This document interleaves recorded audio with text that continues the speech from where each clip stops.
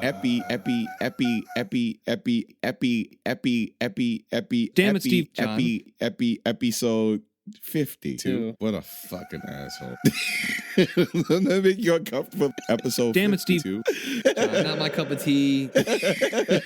Nothing for me. Damn it, Not my cup of tea. Damn it, Steve. Nothing for me. Sir, you are a piece of fuck. I enjoy being an asshole. He probably is not that bad of a person. Episode 52. Yeah, man, I've been a busy boy. Although I will say I still haven't seen Record. I want to just put that out there right now. What a fucking asshole. Somehow the entire trilogy just appeared on my hard drive one day. Weird. So I haven't watched it yet, but I intend to. I really wanted to watch it before we got together last time. Good. Okay. So yeah, I've been spending a lot of time at the theater in the past week or so. So I've seen a handful of films, some very good, some very bad. My sister saw you at one of the... which one? The most recent one? Okay, yeah. Yeah. So actually, I'll say that. I'll talk about that first. I'm going to throw it out there. Twilight Saga Breaking Dawn Part 2. Wow. The Twilight Saga, Breaking Dawn, Part 2. Just in case you missed it. Oh, damn. Okay. That's real. I'm disappointed. I think they could have gotten some more punctuation into that. Yeah, I mean, there's title. so many more possibilities. Maybe an exclamation point, like, this is it. You know what I mean? I don't know. Not a fan. So this is going to be quick. Not a fan of Twilight anything. I will appreciate and respect how huge of a sensation we talked about this, John, like it was on book and in the novels and everything. And I'm always down for being a part of this and seeing what it's like. I remember seeing the first film, absolutely disgusted by what this is supposed to have been and what I experienced. Watched the second film, felt the same way, made it through the half of the third film and gave up. Saw Breaking Dawn Part 2. I kind of got caught up on what was going on. I kind of got caught up with where this film was and I don't know, where I needed to know the characters were. This is like, I'm laughing inside right now that I had to be caught up on this. But I mean, I will say one thing that... Because damn it, Steve, you weren't going to go to a Twilight movie and not be aware of all, the nuances. Okay? That I got to know where Bella is. Yeah. I got to know how... Okay, I'm not even going to admit that I know the baby's name. I'm going to take that back right now. Okay, anyway... All the ones that I saw... Yosemite or something like that? Renesmee. Use that. Damn you, John. And your Jedi mind tricks. He knew it all along. Of the other films I saw, I will say this is definitely the better of what I've seen, of the material, out there.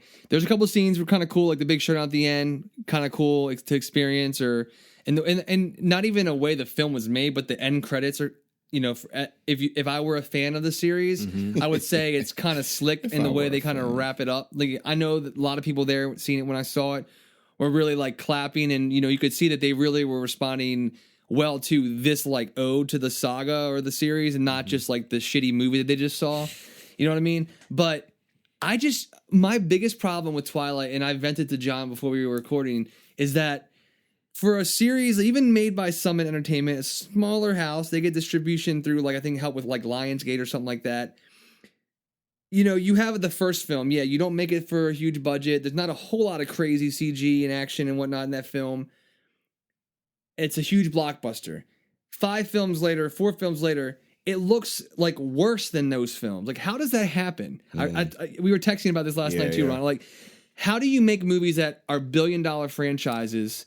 They do and you have actual legitimate directors like Bill Condon making the 2 last films in the series, who he's a respected director. Like he's made films like Kinsey and Gods and Monsters is the one. Yeah, I mean really solid movies, legit director. And the movies are so shitty. I don't understand it. The CG is horrible, the acting is so bad. And you have people I really like Michael Sheen, and he's one of the main villains of this series or whatnot. How does he even get involved with a movie like this? How does he... I know it's probably a paycheck is the answer, right. Let's be honest, but I don't know. I can't believe seeing films series like Lord of the Rings or the Harry Potter films we've discussed, you can't even if you don't like them, you know that there's okay, there's a respect for how well they're made or how great they look or whatever.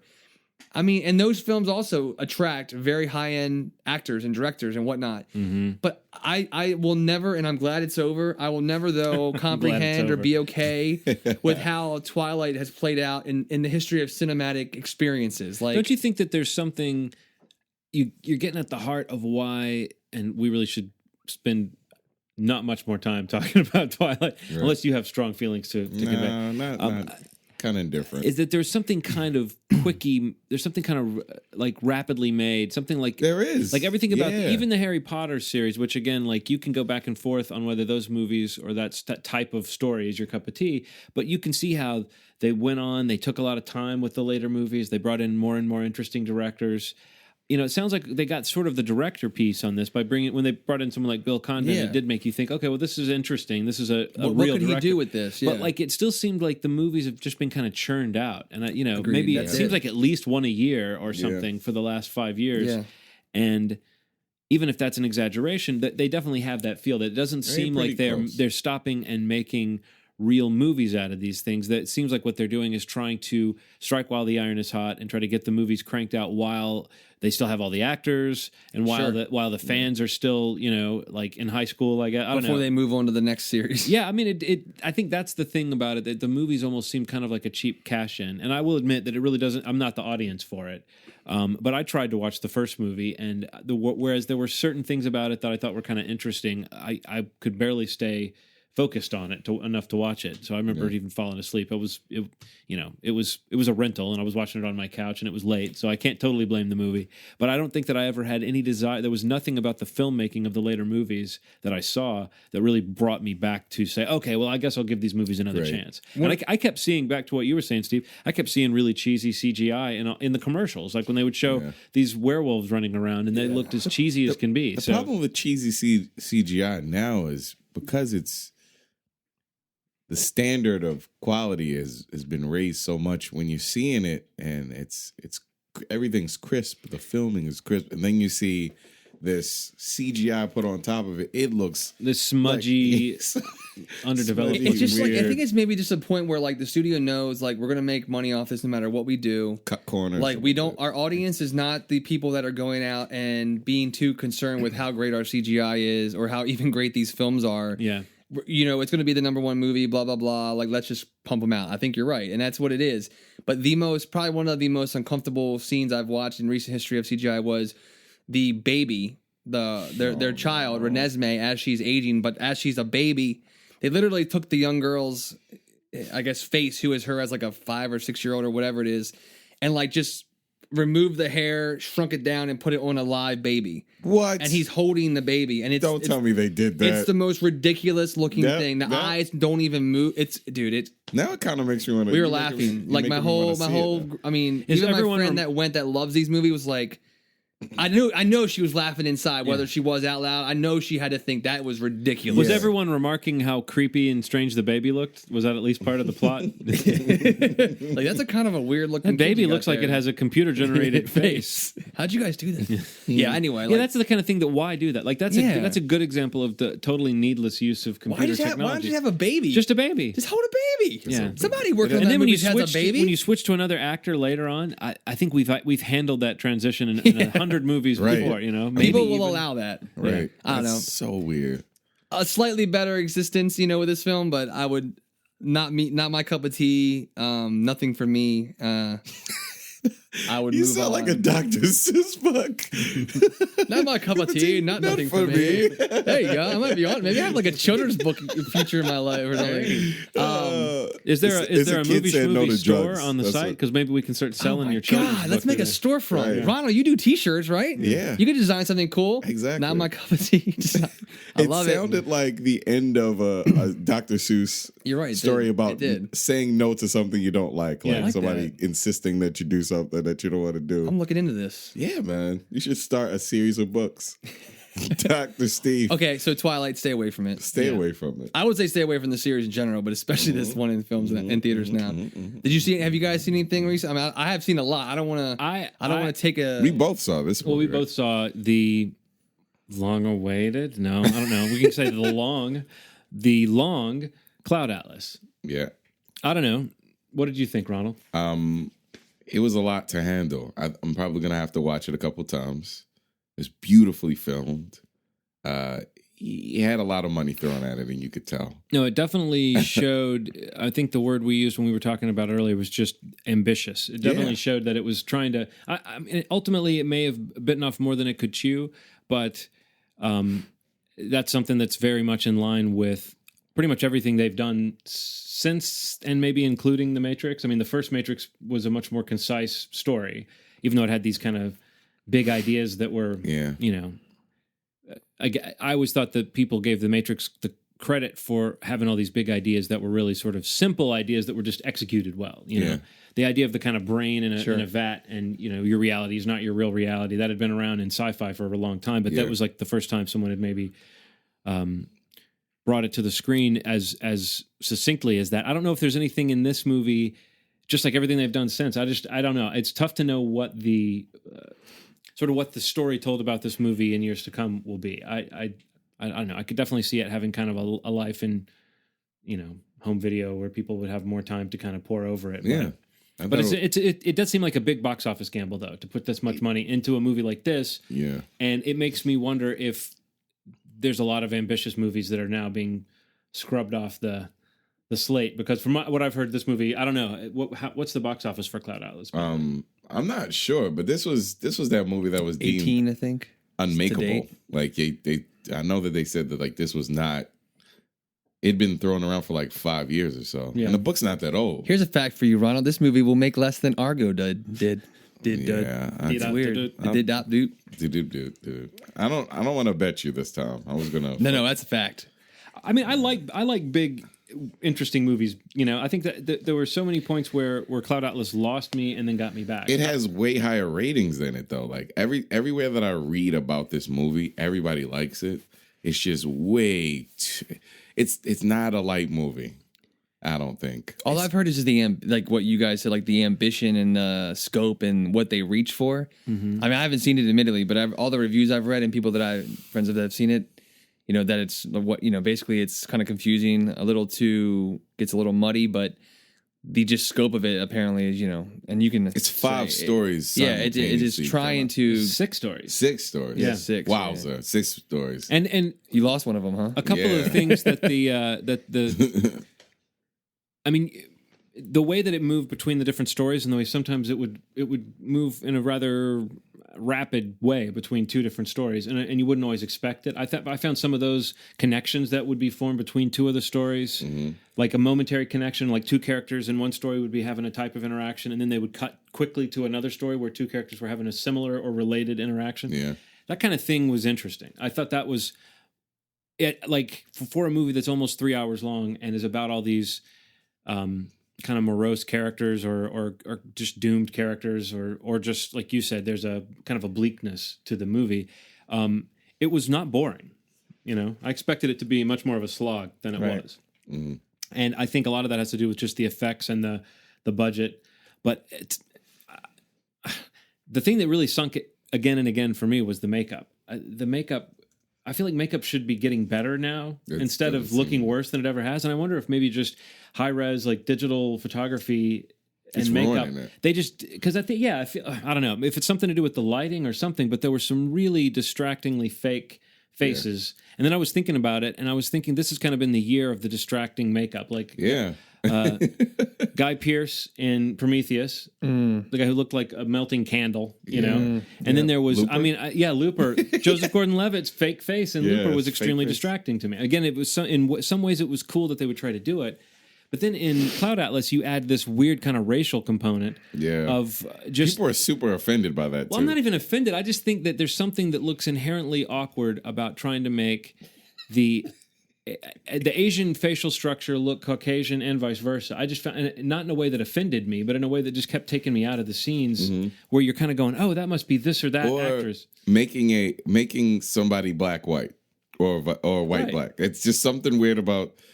And then you combine that with the fact that the lighting, that you catch like where the latex prosthetic meets the face or something. And it's just like, oh, for some reason, Susan Sarandon has a big schnoz in this scene for no real reason. I just found that kind of Halle thing. Berry. Like when Halle Berry was a white lady, I was like, ha! She was a scary looking white lady. Whoa, with the I mean, again, to say that they become, you know, like multi-ethnic people are some of the most beautiful people that you'll ever see. But the taking an Asian person and trying to make her look white in this, there was something kind of, it reminded me of when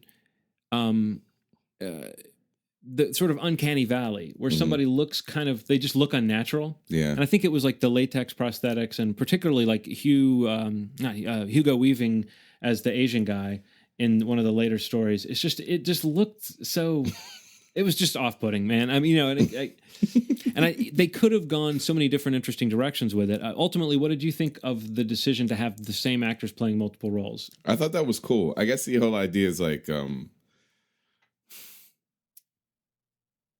I guess the theory that in other lives will be other people, and we're all connected in some way. But the suggestion is that the people that are connected are the ones with the birthmark. Yeah. And those weren't always the same people. So I feel like having the same actors was almost there just as an additional signpost to make you think about all these connections, but that the soul that we were kind of following through time was all the people with the birthmark. I don't know. I found that it felt almost like a play.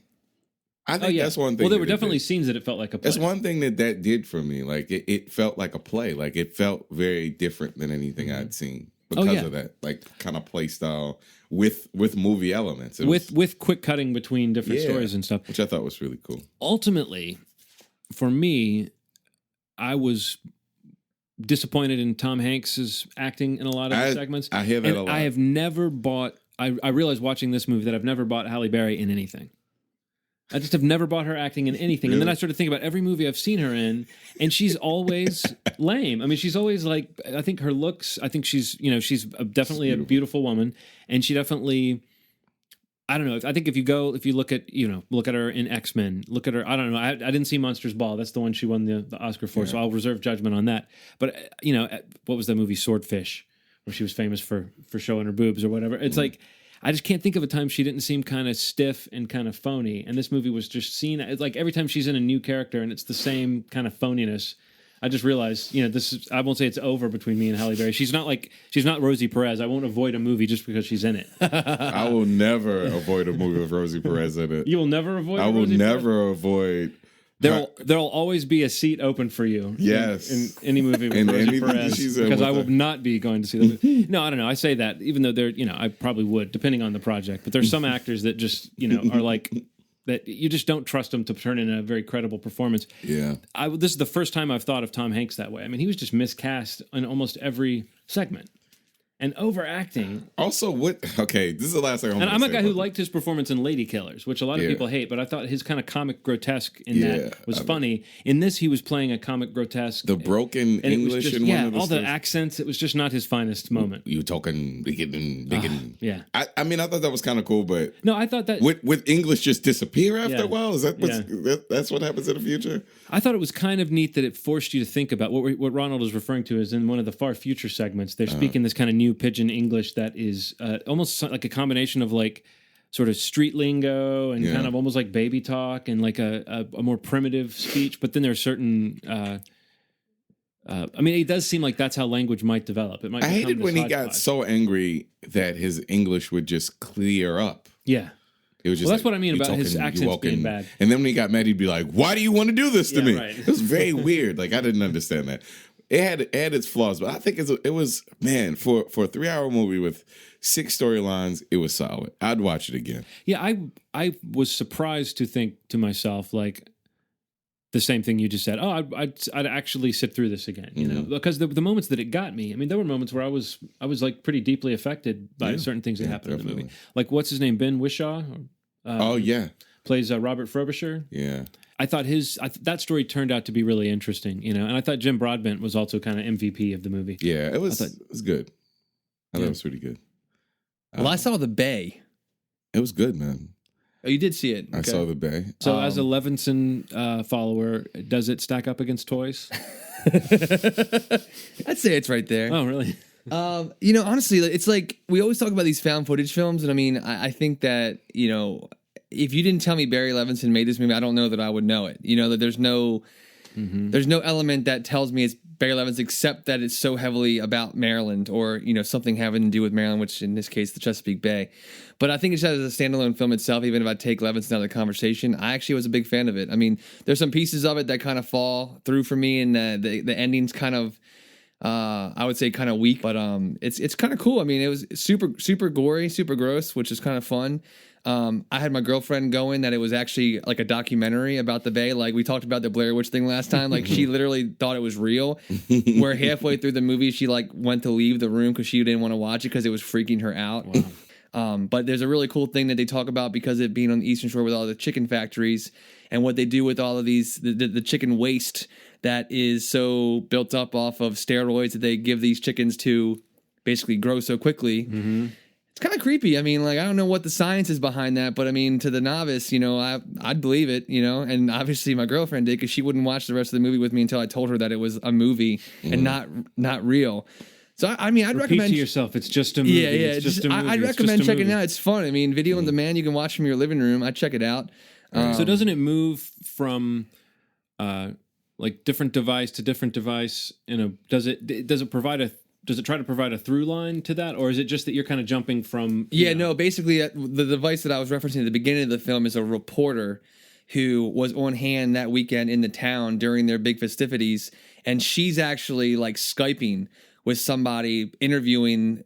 She's being interviewed by somebody, like she's basically coming forward like a year or two later with this footage that she's found that the government's been hiding, and she's basically walking that guy through the footage that she's provided him with. And then footage from like people, you know, just at the festivities, people on the bay in boats, you know, footage from like cell phones that they found with kids in the town that had died. Like literally there's like references like FaceTime chats, text message conversations that she shows screenshots of.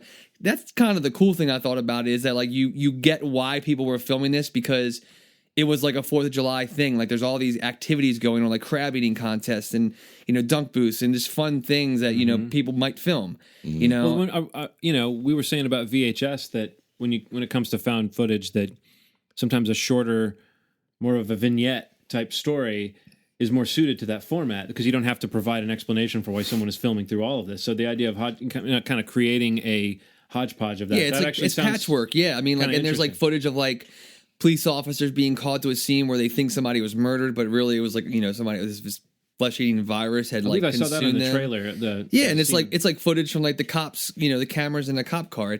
It kind of keeps it fresh to a point, like where you're not getting like kind of like set on one person filming this entire movie where you're like, why are they still filming everything? Mm-hmm. But I mean, the ending's not that great. I mean, for the slow build that it has, but I mean, I wish you would have met my granddad. He has about 50 theories about malt liquor and Baltimore water and all these paranoid sort of things related. So when I saw that, I was like, I can accept this. Mm-hmm. I can accept that the government covered up that. So very interesting. For a found footage horror film, especially because it's kind of creepy being from Maryland and being in the Bay and swimming in the Bay. Yeah. It's kind of scary. You know, like my girlfriend's dad has a boat and we always go in the Bay, and it's just weird. We have to talk about one thing. What's that? Should I leave the room? The curviness of the reporter. Can we talk about that? I'm not trying to be weird. Well, that's not the kind of thing we stop to make note of on this podcast. Man. Just go with that. I would go to sleep on her bottom. She was very attractive to me, man. Okay, good. It's very attractive. That's our conversation about that. She was you know, it's funny. She wasn't born in the 70s. She wasn't born in the 70s. You know, Ronald, I don't mind talking about new places to take a nap. I think that's perfectly appropriate it's conversation. Legit. Yeah. A midday nap on her butt. You're always looking for opportunities to nap. She was not born in the 70s, but she was very hippie. I don't know what that was. You've been waiting all week to say that. I was, and it didn't sound the same way I thought. Hey, Ronald, don't use that in the stand-up act. Yeah. This has become, I feel like I'm getting the sense like this is becoming an outlet for Ronald to test some of his material. No, actually, believe it or not, this is just for any of you that don't know, Ronald's going to be like the next big stand-up comedian in the world, I think. I'm going to be the next Andrew Dice Clay. He's going to be the next Chris Tucker. God. Rush Hour 4. So yeah, the Bay. She was very curvy. She was very pretty too. She was good though. She was really good. But did you like it? I mean, did you see what I was talking about? I legitimately liked the way it was done. I think the devices used to show the found footage were done. Like why was somebody filming this? Right. It was kind of cool. Yeah, it made sense. Like the Skype calls between the health organization and the doctor. The doctor. Yeah. That stuff all made sense. The FaceTime conversations. It was done well. I really. I didn't get bored, and Very. Did you see like what I meant? Like how gory it was. it was really gross. Yeah. There were parts where I was like, "Wow, that was gross." Yeah. Yeah. Like, is this a side of Barry Levinson that we didn't know about? Maybe I don't know. Thing is, I also don't like bugs and shit. So like that scene where scamper. I don't like scamper. I don't like scamper. It was gross. Definitely worth checking out though. Yeah. Again, that's on video on demand. Yeah. And Definitely in worth some seeing. theaters too. I was really surprised at how it just had a lot of soul to it. Like I love the town thing. Like it gave it more of a personal touch to it. You could tell that some of the people involved with it had lived there or something. Yeah. Like it felt very authentic. Yeah, authentic and very close, close knit. Mm-hmm. Felt like a very small town, and it felt like the person that did, I guess, what do you call it? When a person comes into the town and a lobster location man. scout, location scout. I guess the hand motion that you did could be nothing but a lobster man doing like a kung fu chops. Yeah. I don't know. Yeah, the person that scouted that a kung fu town. robot or a lobster man. It was a cool place, and you could tell that it came from that. The whole story came from that one picture. You could tell. Yeah. From somebody wrote an entire script based on one picture, that gross fucking picture that we've all seen of that fish with that nasty smiling looking little something lobster looking thing in the mouth of a fish. Isopod. Yeah. What the fuck?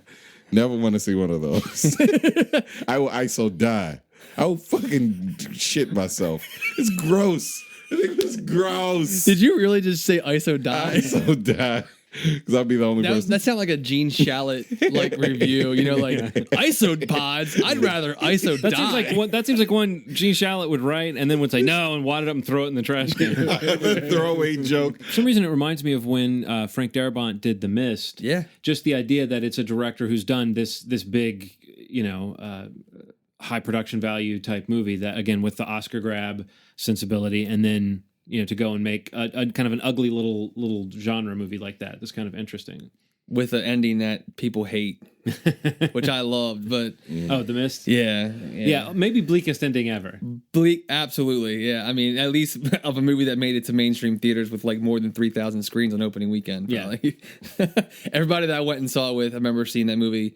Were like, "What? Mm-hmm. What are you kidding me? Have you seen The Mist?" No. Oh my god.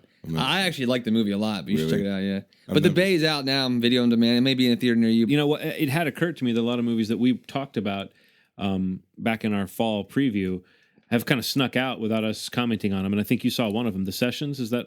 I did see The Sessions. Yeah, I was actually possibly going to be seeing Lincoln, and I ended up seeing The Sessions as a last minute change. But yeah, we talked about The Sessions. I mean, like I didn't really know a lot about that before we did that preview episode. But Ben Lewin's new film, The Sessions, John Hawkes is in it. Helen Hunt is in it. It's basically based on the true story of Mark O'Brien, who was paralyzed from the neck down, suffering from polio, and he basically, he wanted to lose his virginity before, he knew he was going to have a shorter life, and it was one of his goals.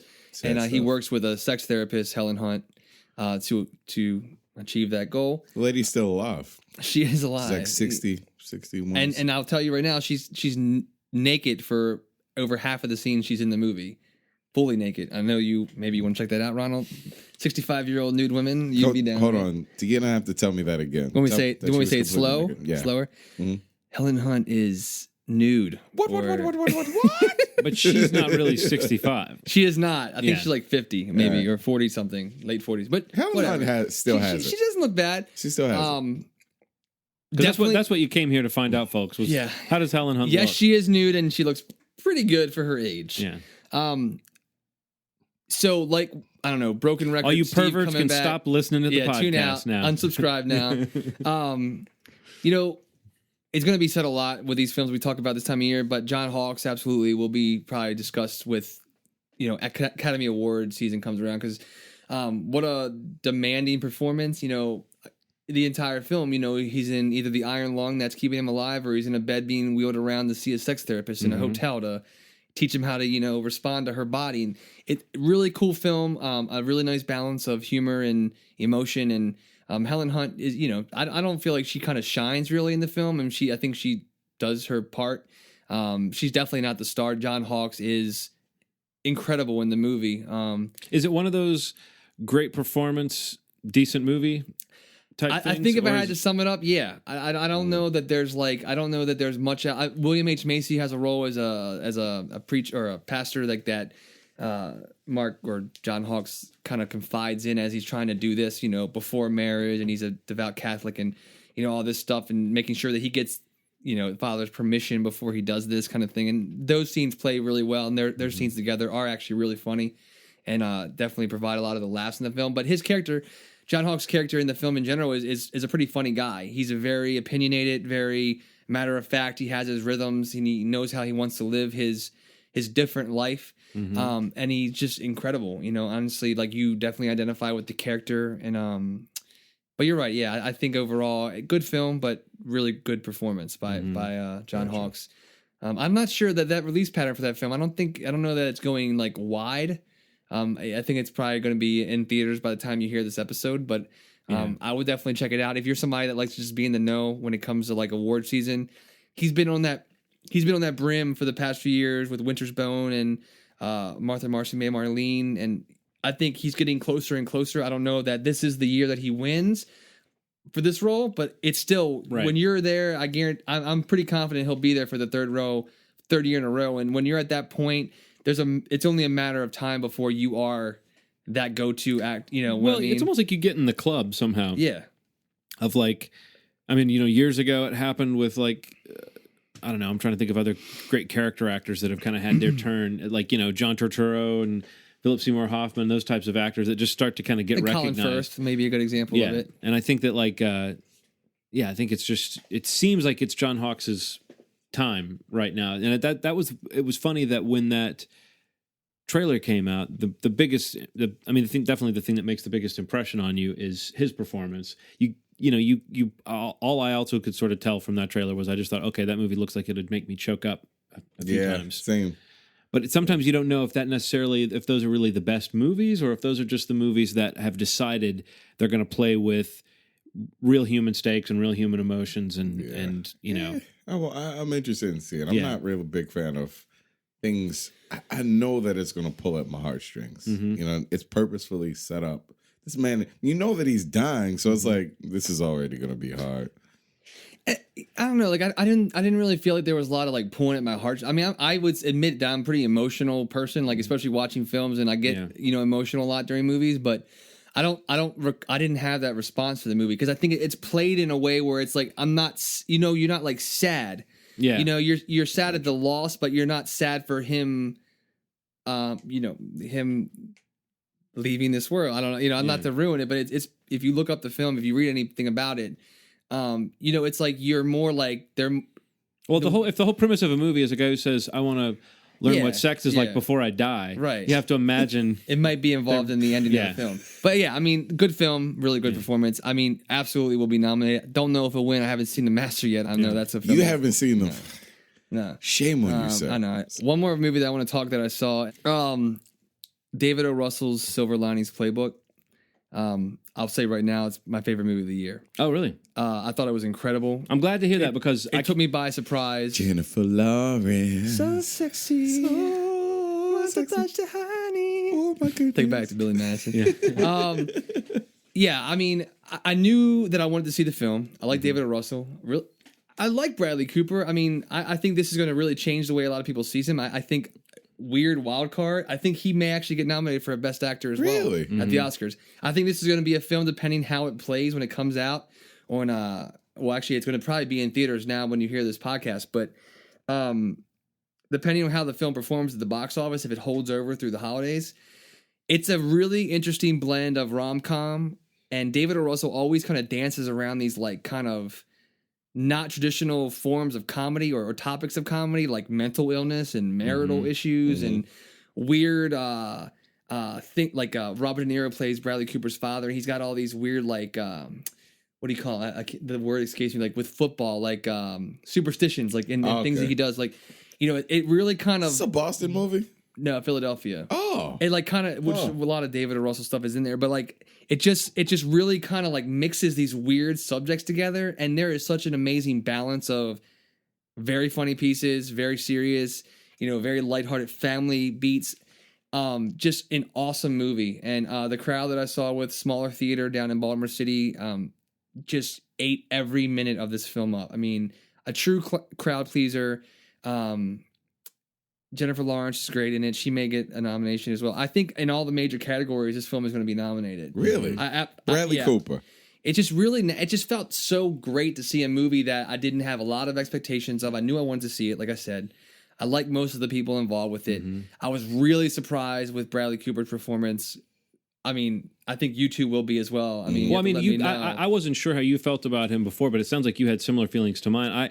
I thought he was decent. I thought he was pretty good as the preppy douchebag in Wedding Crashers. Yeah. And I thought everything he did after that, he seemed to me a little bit like, I still saw him as a kind of a preppy douchebag. Yeah, I mean, I couldn't really like him that much. But even again, just in the trailer for this, he looks like he's playing a different character. Like a guy, he literally was to me like he was. I think in the A-Team, wasn't he the face? Yeah, That's how I felt about him for the most part. I mean, he was in a couple films that I kind of was into a little bit. I can't remember the one that he was actually in with Robert De Niro with the little drug. Limitless. I actually kind of liked it. I kind of liked that movie. I've heard good things about that. I actually was really surprised by that. But this is definitely a different role for him. In having more of a spectrum of actually acting, you know what I mean, and kind of showing you the journey of a character and the up and down of it, and by the end of the film, you're just rooting for this guy. I mean, and I actually got a hold of the book. I want to read the novel that's based on because I like the movie that much, and the whole idea of silver linings and his mentality of how he sees life coming out of this mental hospital and even knowing what he wants to believe, still being challenged by what he experienced. And it's just a great movie. How's De Niro in this? I think he's great because he's not Isn't Chris Tucker in the movie? Chris Tucker is in it. He's really good too. It's weird, dude. Side note, did you hear he's going to probably be in the remake of your film, The Untouchables? What? Yeah, they talked about that this week. It was a big news article. I didn't know if you saw that or not. No. I know you've been talking about that a lot on the podcast. I think because of what he's doing in this film, he's going to be in it. He's solid, man. And Colin Firth. I trust him with that. The other male lead. Holy shit. He's going to be the black dude. Yeah. Well, I think that much is a safe No, he's bet. going to be the white dude. Colin you know Firth what I is the mean, black though? dude. This isn't Cloud Atlas. He's not going to be playing 13 different races in the movie. They are gonna close his eyes and narrow his nose. And that sounds really cool, though. Yeah, man. Just see this movie. I mean, I don't want to build it up too much because I went in with not a lot of expectations. Yeah. I want to just say that it looks like kind of a crowd-pleasing movie that's got some quirky business going on. Like I wasn't expecting a whole lot, but I was expecting it to just be good because David O. Russell's good. Yeah, he's solid. He wrote it, directed it. I didn't know it was adapted from a book. Yeah, I think Matthew Quick is the author. Okay. But I don't know, man, just some really funny pieces. And it's so unassuming too, because these are two people, Jennifer Lawrence and Bradley Cooper's characters are both people dealing with mental issues that from really severe See, but if we go in there assuming it's going to be unassuming, then the game is up. There you go. Yeah. That this suffered pretty traumatic experiences, both with their loved ones. Let's just say that. And it's just really kind of nice to relax and just kind of go and see how they interact with one another. Does she not play as 15 years younger than him? No, I think he actually calls her out for her age in the film in the character, and she kind of her response to that tells you that she's up to par with him. You know what I mean? She's older in the film, but he kind of has that same reaction. How old are you? Are you even 18? And she kind of just dishes it right back to him. It's really cool interplay. But yeah, man, Silver Lining. I need to see it again. I loved it. Absolutely. The guy who's had this break from reality and is kind of clawing his way back. I don't know why, but that really resonates with me. Yeah. But then finding out that it was the new David O. Russell movie. Yeah. I mean, he's supposed to be kind of a difficult guy. That's all I've ever heard. I've seen those videos of Lily Tomlin. Yeah, those are insane. So that almost seems like it makes it more interesting when a guy like that makes a movie about difficult people and inappropriate people. I don't know. I just feel like there's something about the subject matter that is ripe, because you see movies depict people. I mean, I think there's, and I haven't seen the movie yet, so I'll report back with what I think. But definitely. But there's movie crazy, and then there's like real life crazy. Yeah. And I don't think movies really often deal with the sort of real life crazy that a person can be. And not crazy, I realize is a poor word to use. But like mental illness in movies oftentimes is like played as like a convenience, or it's just like so outlandish. Yeah. It's just rare to see people portrayed as they really are, where they're kind of difficult and they cause all these problems for themselves, but that they're still functionally a real person that's like trying in there. And I feel like that's the vibe I got from the. And that's exactly what it is. And that's a really cool point to say, because like what you wonder is like you feel like it's like somebody you probably know. You know what I mean? Like that person that you kind of wonder, like, are they okay? And there's pieces of the film where you see either character kind of like they start taking a step in the right direction, but it's like played down so much that it's like you wonder, okay, they're getting better, and then something happens, and it's like they're not. You just can't read that person. You know what I mean? Like you can't predict it because they truly do have something wrong until they're able to kind of, take control of it. Well, I mean, people that really have depression and that sort of thing, it doesn't make sense, and you can't explain it away. And there's a reason why a lot of them need drugs to kind of balance things out. And a lot of that comes up in the film, like with him not wanting to take drugs. I mean, it's.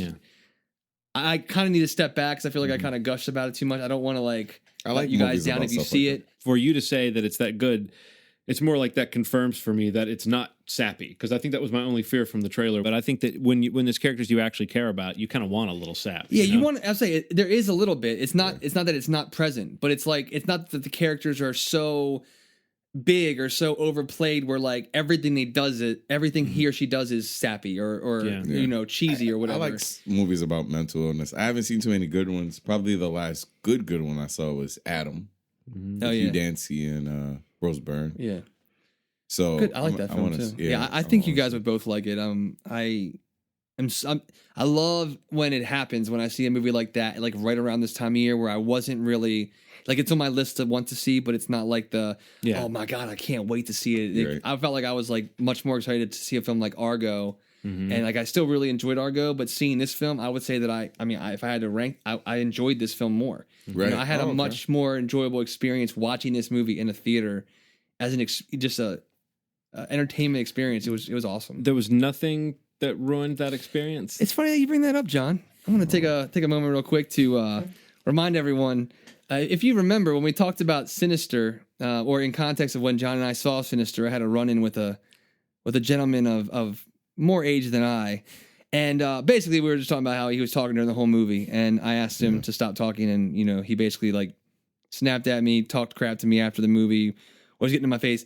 That same, I'm not going to say that word. That same gentleman was at the screening. I don't think gentleman is. I think gentleman. Not only did you not say the word you meant, yeah, you went. Okay. I went the other direction. All right, other end of the spectrum. I'm the bigger man right here. Yeah, you are. You're the gentleman. He was at Silver Linings Playbook again. I think he's following me. He literally, John, I had my stuff down in the seats I was saving for my friend and I. I come in the theater. He moved my stuff to the floor next to the seats, and he's sitting in the seats. To the floor? Yes. And then I was like, okay, I'm not going to say anything. His nemesis, Ronald. I'm not going to say anything. I'm going to just grab my stuff. I'm going to put it by the seat behind him or the row behind him and just whatever. And I'm talking to my friend saying, yeah, I had these, but somebody moved them. And then he starts like eyeing me up. Like he's like about to say something to me. And then I was like, it's okay. Like, it's cool. I'm just going to sit back here. And he's like, okay. I was like, did you move? And then I said, did you move my stuff? He's like, yeah, I did move your stuff. I was like, why? He said it like that? I was like, yeah, I was did. like, why would you move somebody else's stuff? Like, this isn't your stuff. He's like, well, I thought it was trash. I'm you like, thought it was. I was like, and I pointed down the row, and I was like, that gentleman down there that has his seat draped across the back of the seat as opposed to across the seat, does that look like trash? Would you move that? And he's like, no, that's a coat. I was like, well, what do you call this? You know what I mean? Like, come on.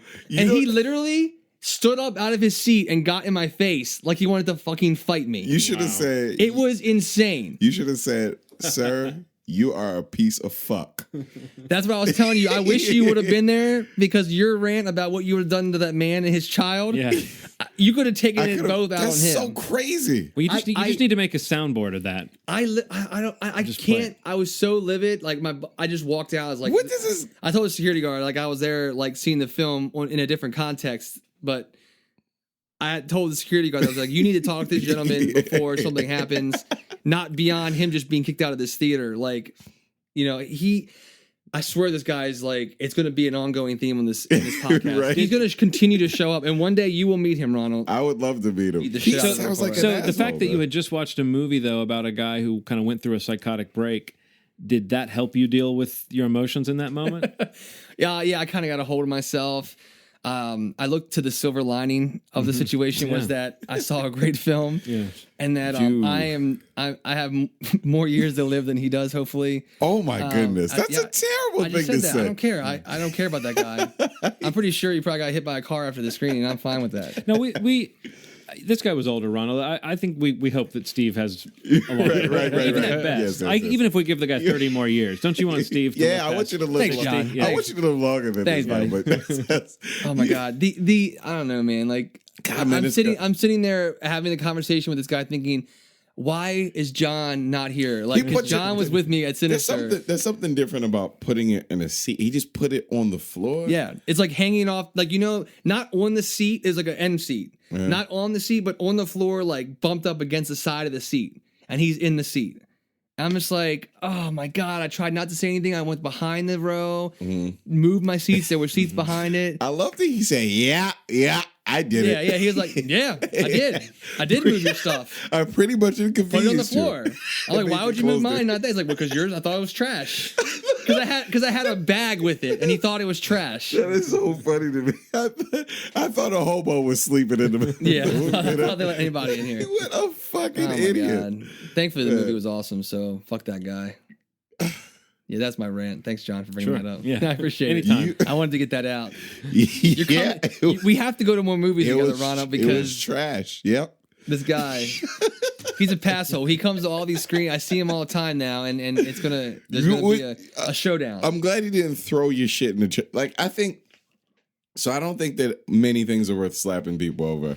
But if he took your stuff and physically was about to put it in the trash, I would slap his face. If he was throwing it away, Yeah. Oh my god, dude, it would have been a different conversation. My friend has a term for attacking someone. It's laying hands on someone. So he's like, I don't want to have to lay hands on you, sir.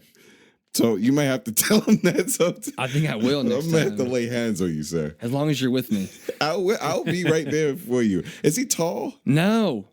He's like shorter. this I mean, I'm weird like to me. 5'10", 5'11". He's smaller than me. He's just throwing He's his just old, man. He's very. I don't So know. do you think- I do you read him. think- I feel like he was maybe in a war. Okay, Or I something. got Like you. he has some sort of. You know what? Do you think he remembered you? Dude, yes, I really do think he did.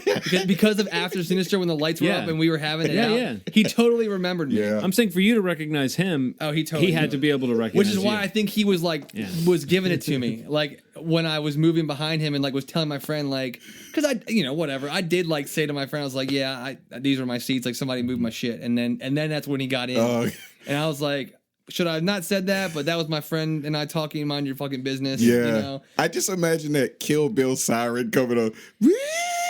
When he stood up, that's what happened. He looked at him. Put the sound on your phone next time we go, and if you play that shit when the moment, I'm not gonna stop. That siren just came on right when he saw his face. He's like, yeah. Yep, that was me. It was trash. And I enjoy being an asshole. I thoroughly enjoy being an asshole. That was terrible, man. This guy's a dick. You know what's crazy? He probably is not that bad of a person outside of these little displays of ignorance. What makes you a bad person if not the way you act when you're out with people? You know what? You should, the next time he does it, you should wish something on him. Really, You know what? I'm gonna just hug him. yeah. I'm You gonna know, go the other way with wish it. him. You should do things. I know what you should do. Don't fucking get super duper mad. Next time he does this, wish things on him that are really inconvenient. Like the next time you turn on your hot water, I hope it's cold. I hope that the next time you talk to your kid, they don't say I love you at the end of the conversation.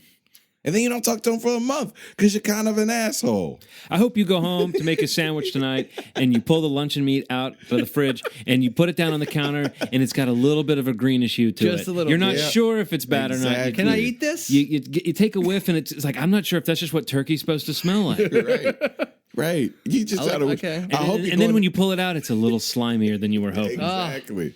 You go to get some cereal and the milk has expired. But then you kind of swish it around. You know what's smell it what's again. great about wishing weird little things like that on someone is then when all those things inevitably happen to them, that person will suddenly become afraid of your powers. They'll be like, "Oh my god, it's all coming true." He's gonna just look up in the sky and go, "No," like Vader. Like Vader. Yeah. Like now we say like Vader. Thanks for that one, George. Yeah, so that's that guy. That's all I got. That's what I've seen. That's all you've seen? That's all I've seen. Twilight, The Session, Silver Linings Playbook. You guys should see record before we record again. That's what I think. Is that the challenge? All right. Oh God. Okay. The next time we record, I will see the record. I promise you, Ronald. I need to see. That's Let my Me Thanksgiving In. Let pledge Me In to is you. going to be mine because I saw Let the Right One In again. I need to see Let Me In. I have Let Me In Blu-ray copy. So that's the give and take. You see that? Oh yeah, we'll talk record. about it. I've been wanting to see it. So. Okay. Cool. Yeah. So that's what I've seen.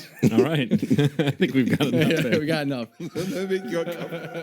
Be sure to go to movieschmovie.net. Movieshmovie@gmail.com. Facebook. Go over to iTunes. Mixcloud. Always there. We're all over the place. All right, guys. Thanks for listening. Have a good night. As always, As always, you've made our day. Bye. I'm not taking part in that. That's a terrible thing to say. Have a good night.